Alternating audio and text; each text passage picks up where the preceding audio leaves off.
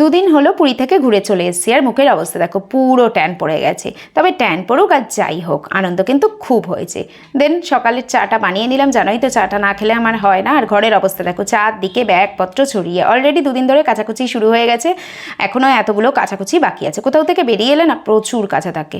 তারপর ব্রেকফাস্ট বানিয়ে নিলাম, ব্রেকফাস্টে ম্যাগি বানিয়েছিলাম, দুজনে খেয়েও নিলাম। আর সাহেবকে দেখো ট্যান তোলার প্রস্তুতি শুরু হয়ে গেছে।